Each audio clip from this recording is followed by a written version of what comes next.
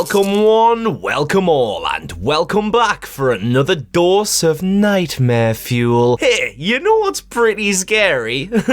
Ghosts. Well, they are in today's example, that's for certain. Most people know about the Woman in Black through the 2012 film version starring Elijah Wood. Oops, sorry, Daniel Radcliffe. Easy mistake to make. And generally, it's not a bad watch. It also spawned a 2014 sequel subtitled Angel of Death, which wasn't so good. The original Woman in Black story was a 1983 novel written by Susan Hill, which became a huge hit in the gothic horror genre, spawning a theatre production adapted by playwright Stephen Mallatrat in 1987. But out of every iteration of the Woman in Black, by far the scariest version is the original, but it's one that a lot of people actually weren't aware existed until a recent resurgence has made a lot more horror fans clock onto it. But why didn't the 1989 version make as much of an impact as you'd expect? Hard to understand why, considering it's one of the eeriest British ghost movies I've ever seen. This production was a TV special that aired on Christmas Eve on ITV, and was an unexpected success at the time. The screenplay was done by Nigel Neal, who also notably contributed to the popular Quatermass series of films and TV serials, but to a small subculture of horror fans will be known for unofficially writing Halloween 3: Season of the Witch, having his name removed from the credits due to not approving further editions of graphic violence. Neil doesn't need graphic violence to make an impact, and that's exactly what he proved with his version of The Woman in Black. But what's the plot? The story centers around a young upstart solicitor named Arthur Kidd, who is tasked with attending the funeral and settling the estate of the recently deceased widow Alice Drablow. When he arrives in the fictional northeast English coastal town, Crythan Gifford, the townsfolk are very reluctant to talk about Mrs. Drablow or her property, Eel Marsh House. Right away, Arthur is an outsider who, along with we the viewer, begins to spiral into a very dark, enigmatic sinkhole of evil. While at the funeral, in attendance only with a fellow solicitor, which shows just how much Mrs. Drablow was loved, Arthur turns to notice one more mourner at the procession, a woman wearing an all-black dress. Then, while outside the church, she can be seen again in the distance amongst the gravestones, but the Woman in Black keeps disappearing into thin air, much to Arthur's curiosity. I adore how downplayed the Woman in Black is in these early stages. Very simple, creepy music accompanying this mysterious stranger who stands statically in the distance. She's never near enough to Arthur to become a threat to him, but there's still something about her that unsettles him, and he can't stop thinking about her. Arthur starts to settle into the area a little more, such as becoming acquaintances of a carriage driver named Keckwick. Eel Marsh House sits on a small plot of land out at sea, connected only by a tidal causeway. Keckwick knows the timings of the tides, so he can drive to and from the house safely without becoming stranded by the waves and left to the mercy of the marsh. While walking in the fog on the causeway, Arthur hears a terrifyingly bleak sound, as if it were taking place right next to him. The sound is of a carriage trying to cross the causeway, but doesn't make it in time and crashes into the marsh, killing a young mother and her child. The mother screams in distress and fear, and trust me, this is a scream. It's blood-curdling.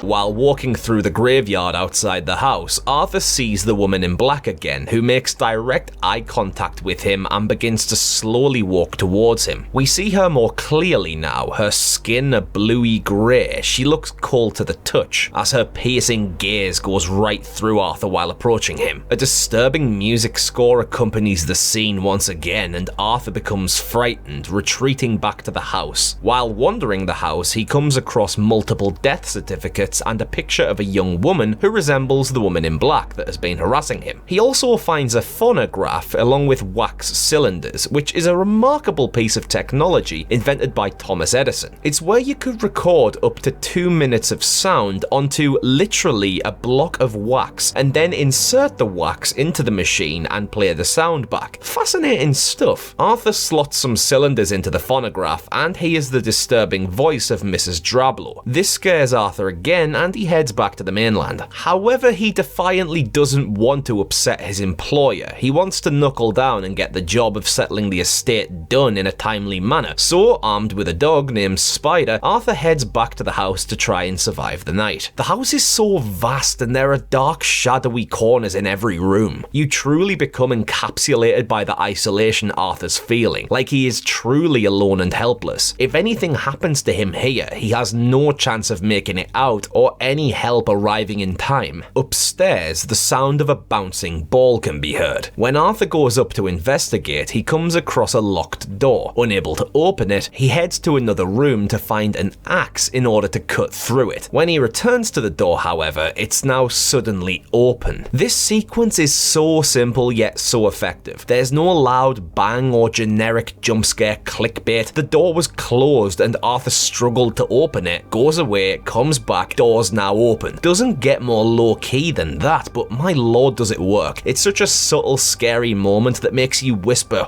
"Oh shit," to yourself. Arthur enters the room. It's a child's bedroom in immaculate condition. Creepy laughter of a child can be heard, and suddenly in his hand is a toy lead soldier. The generator shuts off, switching off the lights in the house, and Arthur hurriedly makes his way to the generator to kick it back into gear, to the tune of a really scary, sharp violin score that just cuts into your psyche.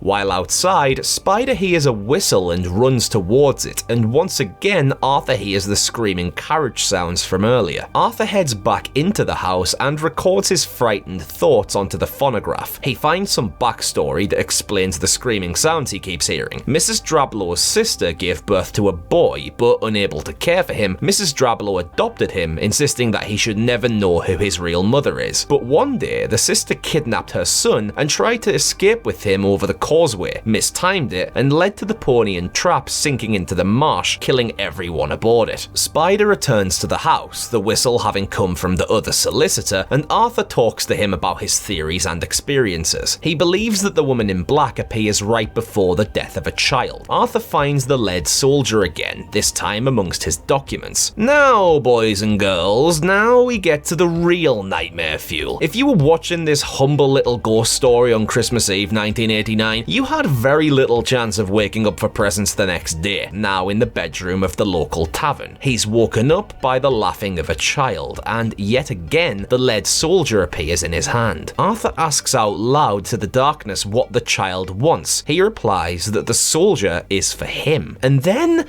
this happens.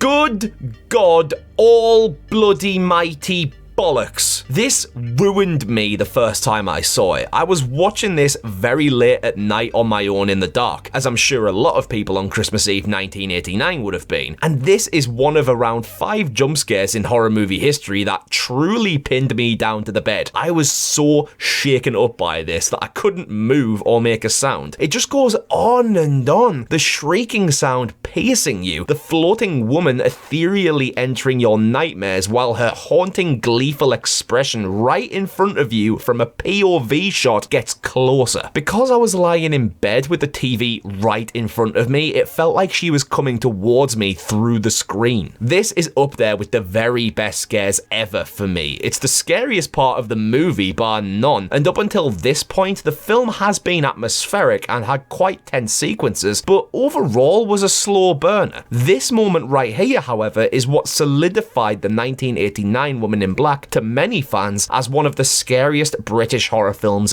ever made. Anyway, when you've recovered from this shock, Arthur returns to his solicitors in London. While talking to his boss, an assistant walks into the room and says that a customer is waiting outside for him, a woman in a black dress. Terrified, Arthur burns all the documents he took from Eelmarsh House, as well as setting his office ablaze, hopefully now settling his debt with the spirit. After being, pardon the pun, fired from his job, he and his family are now safe and enjoy a lovely relaxing day out in a rowing boat, until Arthur sees in the distance, standing atop the lake, the woman in black. The death of a child is about to occur as a tree collapses onto the boat, killing the entire Kidd family. This ending is so bleak. It just ends right there and the woman in black has won. What a climax. This film is a masterpiece in tension. It's not your run-of-the-mill horror film. Don't expect much killing or action or blood. It has its own purpose. It doesn't tear your flesh off the bones. It sinks beneath it and lingers there. This film stays with you long after you watch it. It's completely bleached in gothic atmosphere. The choice of location and the time period really do add to the overall aura the film possesses. It acts like a mystery investigation with a supernatural twist. I love the fact the woman in black is only seen a small handful of times. It means that when she does appear, it has so much more impact, and all the time we spend with Arthur trying to survive alone in the dark, being tortured by startling sounds, we're just sitting waiting for when she next shows up. It constantly keeps you on the edge of your seat, and your eyes will eventually play tricks on you, thinking you can see her tucked away in a dark corner. And then, when she does appear, hovering over Arthur in the bedroom, she appears right after you heard the child's voice. So naturally you expect if any apparition is going to appear, it'll be a young boy. So when an elderly dead woman floats towards you right in front of your face as if you were Arthur lying there, you're totally not expecting it, and it only adds more force to the punch. It's such a genuine wonder why this version of the story doesn't possess an awful lot of notoriety. Perhaps because it was a TV movie premiering on a night where most kids are asleep and most parents are making last-minute preparations for Christmas Day, or are settling down by the fire with a mug of hot chocolate to watch It's a Wonderful Life. Not the ghost of a dead evil bitch coming to kill innocent kids. If this film was repeated more on TV, it would definitely have been more of a hit, but its only repeat airing didn't come until 1994. That's crazy. Shown in 1989 once and not shown again for another 5 years. If only they decided to capitalize on the success it had with those on the evening that watched it, it could have had a mass consensus of being one of the all-time greatest ghost films. If you haven't had the chance to yet, this definitely is worth checking out, and one hell of a potent source of nightmare fuel.